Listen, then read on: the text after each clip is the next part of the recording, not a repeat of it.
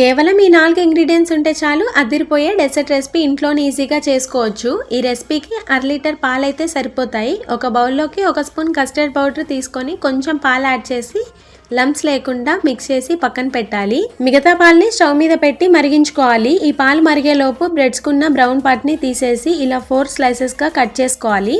ఇప్పుడు ఈ బ్రౌన్ పార్ట్ని మిక్సీ జార్లో వేసి గ్రైండ్ చేసి పెట్టాలి. పాలైతే మరిగిపోయాయి. ఇప్పుడు ఇందులోకి 1/4 కప్పు వరకు షుగర్ యాడ్ చేసుకొని ఇందులోకి కస్టర్డ్ మిక్స్ని ఇలా కలిపి వేసుకొని ఒక 10 నిమిషాల పాటు ఉడికించుకొని స్టవ్ ఆఫ్ చేయాలి. ఇప్పుడు బ్రెడ్ స్లైసెస్ని ఒక బౌల్లో వేసి పైన రెడీ చేసుకున్న కస్టర్డ్ మిల్క్ వేయాలి. మళ్ళీ బ్రెడ్, మళ్ళీ కస్టర్డ్ మిల్క్ వేయాలి. ఇలా 2 లేయర్స్ వేసుకోవాలి. పైన బ్రెడ్ క్రమ్స్ అండ్ అలాగే కొన్ని క్యాష్యూస్ అయితే వేసాను. మీ దగ్గర ఉన్న నట్స్ అయితే వేసుకోవచ్చు. ఒక 1 అవర్ పాటు ఫ్రిడ్జ్లో పెట్టి తీసుకోవడమే. టేస్ట్ మాత్రం చాలా బాగుంటుంది. పిల్లలు అయితే చాలా ఇష్టంగా తింటారనమాట. మీకు కనుక ఈ వీడియో నచ్చినట్టయితే please like, share and subscribe చేసుకోండి. So thanks for